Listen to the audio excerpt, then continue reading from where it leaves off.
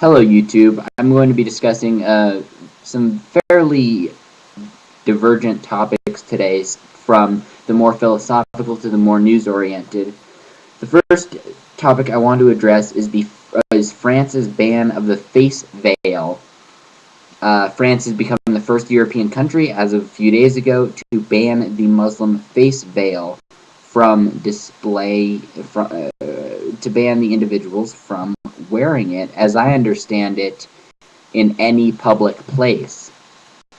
Now, this affects the approximately 2,000 Muslims in France who wear either the burqa, or there's another traditional form of Muslim dress that the name I cannot currently think of, that also includes the face veil. So individuals wearing those two forms of dress that include the face veil will be prohibited from wearing that form of dress, or at least prohibited from wearing the face veil with that form of dress. And I believe the face veil is a component of the dress attached to it.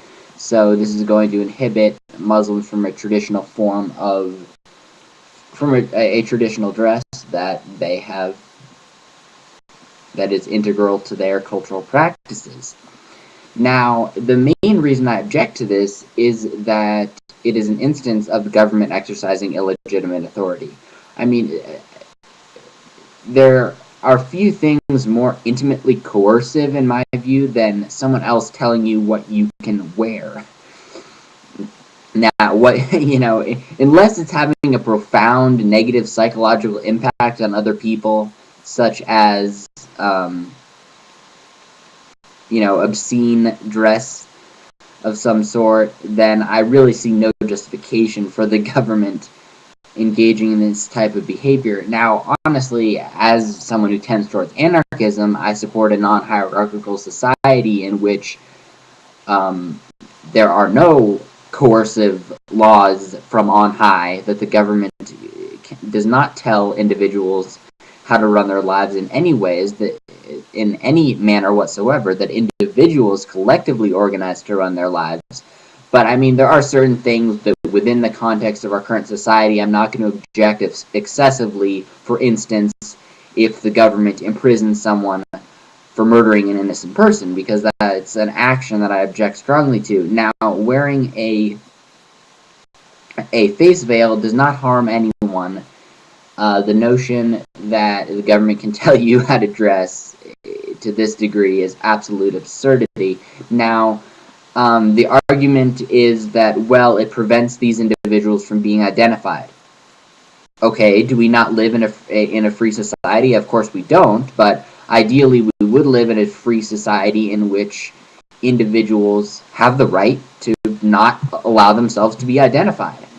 Now, within the context of our current society, I don't find it overly unreasonable if someone commits something that I deem to be an immoral act, not just anything that's illegal. I don't just acquiesce to the notion that everything that the government deems illegal is also wrong in my eyes. But if someone does something that I deem to be wrong, that I object to, certainly I would not mind if said individual is required to identify themselves, if it helps to prevent an atrocity or apprehend an individual responsible for an atrocity. But that's after. This is not Orwell. It is increasingly an Orwellian society, but it should not be a society in which people are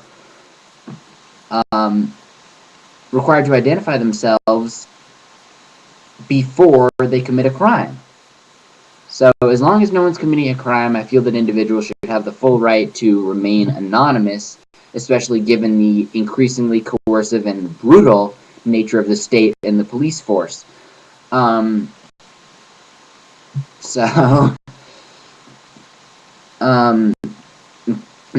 this is clearly not the motivation for the law, to prevent people from concealing their identity. It's 2,000 people. It's, I mean, perhaps that plays some role, but I suspect the primary motivation is simply religious intolerance, coming from Sarkozy, who is center-right. He's fairly socially conservative, I suppose you'd say, by France's standards especially, and an election is coming up in France in which a far-right, virulently anti-Muslim candidate is running. So one commentator speculated that Sarkozy is attempting to get the far-right vote by enacting this highly unjust and excessively coercive law.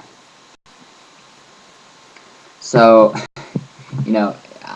I hope that it's only 2,000 out of the 5 million French Muslims that wear the face veil, or that wore the face veil. But I hope those that do strongly object and stage protests, etc., and attempt to get this law overturned in an effective fashion. Now, so moving on. A 6-year-old has been molested. Before I go to that horrific story, I want to comment on this notion that the government, there are individuals who of the libertarian constitutionalist bent, such as Alex Jones, etc., who object strongly to government interference, right? They object strongly to illegitimate authority exercised by government. I wholly support that. For instance, Alex Jones recently brought up the example of a Chicago school that is preventing parents from packing lunches for their kids. Public school in Chicago is mandating that the students purchase their lunches from the school rather than bring their own. I think this is absolutely insane. But now Alex Jones' solution to this, or when discussing this, Alex Jones made sure to emphasize the fact that it should be the parents deciding what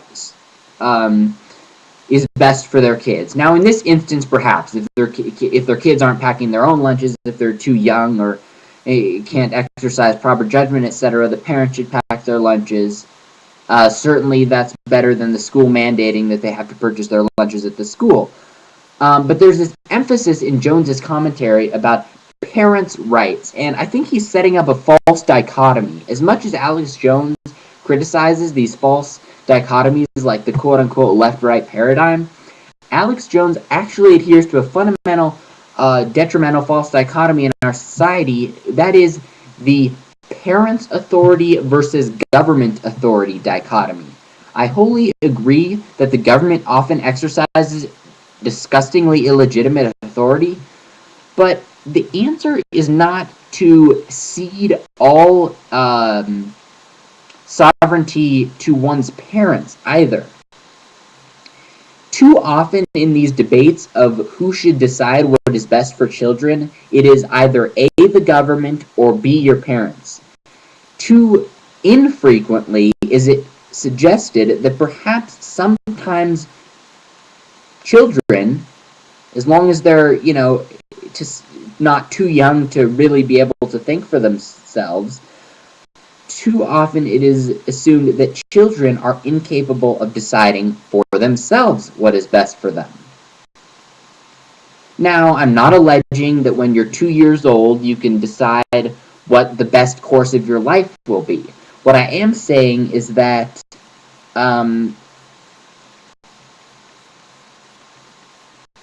too often we are thrust into society's path of what is deemed the correct life path. You're supposed to do well in school, respect your parents, respect your teachers, obey authority, get a degree, go to university if you're in an upper economic bracket in our society, have a higher socioeconomic status, etc. And Alex Jones rightfully questions the fact that we shouldn't mindlessly adhere to certain authoritarian government actions, but he doesn't question the extent to which parents also negatively influence children and take away from their autonomy oftentimes when they dictate and enforce societal norms by saying what the child should wear, what university the child should attend, how they should behave in a social setting, how they should best be polite when introducing themselves to others, how they should best put their napkin on their lap and adhere to manner norms, etc.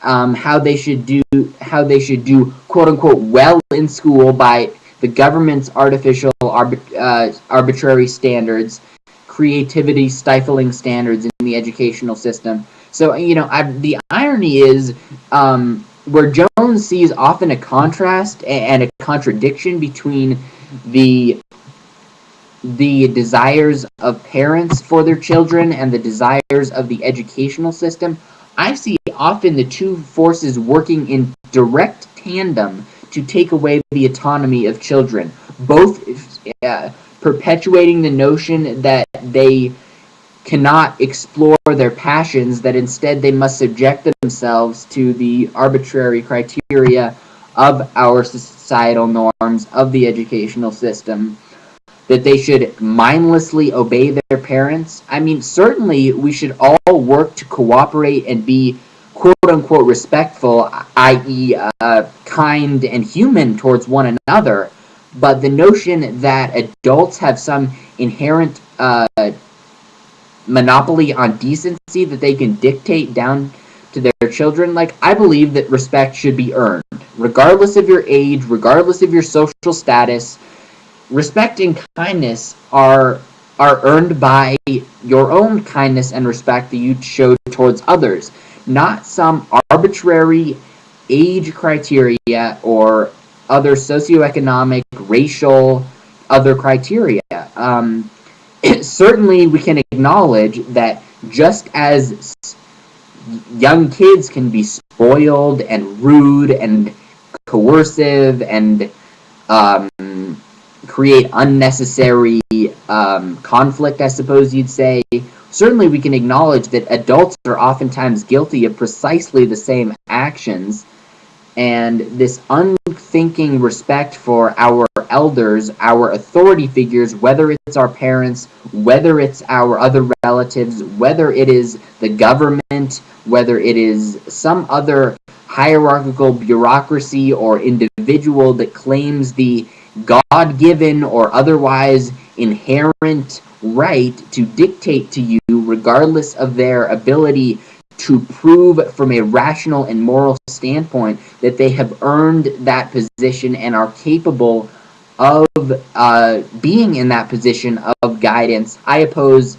hierarchical authority in its entirety. I believe that people who act respectfully, or respectfully is such a co-opted word, but people who act kindly in a humane fashion earn the right to guide others in areas that they are naturally more proficient in. But never should someone coerce others in a hierarchical fashion, and never should someone, certainly never should someone coerce another by virtue of their arbitrarily imposed, often detrimentally imposed, quote-unquote position within the hierarchy of this unjust society. So I'm going to do another video. I have a lot more to discuss. I rambled about this, but yeah, whether it's the government of France telling you that you can't wear a veil, or whether it's your parents telling you that you must accept what they perceive as the ideal life path for you, regardless of whether you think it will fulfill you, or whether it's a school telling you that you must mindly obey your teacher and principal, even if what you're quote-unquote learning day in and day out is a bunch of nonsense that will be of no benefit to you intellectually or fulfillment-wise. Whether it's any of those things, you need to fundamentally question the hierarchies in society and how they're foisted unknowingly upon the individual, and how individuals have their autonomy and sovereignty taken away from them from birth by all these external forces seeking to exert their illegitimate and psychologically detrimental control on the free individual. Thanks for listening. Please leave your comments below.